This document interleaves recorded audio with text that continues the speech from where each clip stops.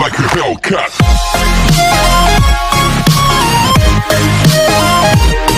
Hello दोस्तों, तो क्या चल रहा है आजकल?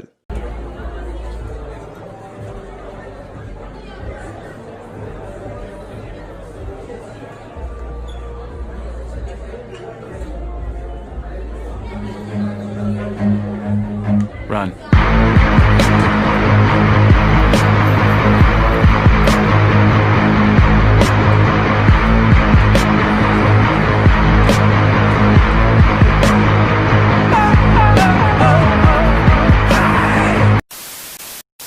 कोइंसिडेंसेस यानी संयोग हम सबकी लाइफ में कभी ना कभी हुए होंगे, कुछ छोटे तो कुछ बड़े। पर कुछ कोइंसिडेंसेस ऐसे होते हैं जो हमें उन पर विश्वास करने से पहले सोच में डाल देते हैं, जैसे एंजो फरारी और मेसूत ओजिल का coincidence.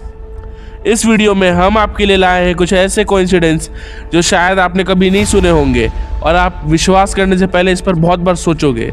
So without any further delay, let's get deep into the video titled Amazing Coincidences Hard to Believe On. Mark Twain's birth and death. Mark Twain एक अमेरिकन राइटर, पब्लिशर और lecturer थे। इन्हें father of American literature भी कहा जाता है। इनका असली नाम सैमुअल लॉर्गेन क्लेमेंस था। इनका जन्म 30 नवंबर 1835 में हुआ था। इसी दिन हेलीज कॉमेट देखा गया था और इसके बाद बड़े होकर मार्क ट्वेन ने प्रेडिक्ट किया था कि अगर उनका बर्थ हेलीज कॉमेट के साथ हुआ है तो डेथ भी हेलीज कॉमेट के साथ ही होगी। और जब उनकी डेथ हुई 21 अप्रैल 1910 में, तो उनकी डेथ के बाद वापस हेलीज कॉमेट दिखा था। इसका मतलब हुआ कि मार्क ट्वेन इस दुनिया में आए और गए हेलीज कॉमेट के साथ। रेयर। सुतोमो यामागुचीज मिरेकल। अब पता नहीं ये एक्सट्रीमली लकी कहे या अनलकी। अनलकी इसलिए क्योंकि हिरोशिमा और नागासाकी के बॉम्बिंग के वक्त ये इन दोनों जगह पर मौजूद थे। यानी जब हिरोशिमा में बॉम्बिंग हुई तब वो हिरोशिमा में थे और जब नागासाकी में हुई तब वो नागासाकी में थे। असल में सुतोमो एक इंजीनियर थे जो बिजनेस ट्रिप पर हिरोशिमा आए थे और जब वो लौट रहे थे तब उन्होंने अपने ऊपर से एक प्लेन की आवाज़ सुनी और जब उन्होंने ऊपर देखा तो उन्होंने एक बॉम्बिंग प्लेन को जाते हुए देखा जो कि यूएस आर्मी का था। और जब वो पीछे देखे तब उन्हें पीछे दिखा कि एक पैराशूट से छोटी चीज़ लटकी हुई है और वो नीचे गिर रही है।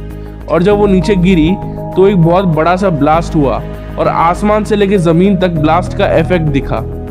वो वहाँ पर सरवाइव कर गए और जब वो अपने होम टाउन नागासाकी वापस जा रहे थे तब नागासाकी में वो जैसे ही पहुँचे उन्होंने वापस वही चीज दूर गिरते हुए कुछ देखा, पैराशूट से लटका, और फिर वापस से एक ब्लास्ट हुआ और वो उस ब्लास्ट को भी सरवाइव कर गए।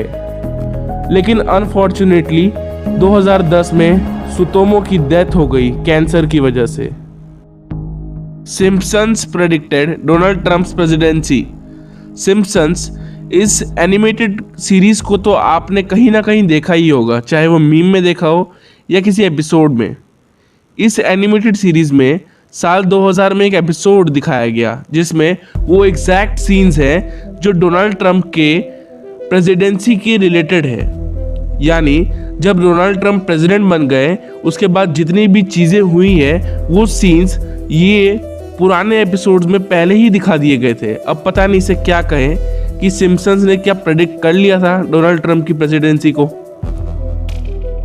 Women who survived shipwrecks. Violet Jessop एक नर्स थी। इन्हें मिस अनसिंकेबल भी कहा जाता है क्योंकि इन्होंने टाइटैनिक, ब्रिटानिक और ओलंपिक तीनों शिप एक्सीडेंट्स को सरवाइव कर लिया। यानी कि ये तीनों शिप्स जो कि सिंक हो गई थी, डूब गई थी, इन तीनों में ये जिंदा लौट आई। Unbelievable. Enzo Ferrari and Mesut Ozil's coincidence. Enzo Ferrari को आप जानते ही होंगे।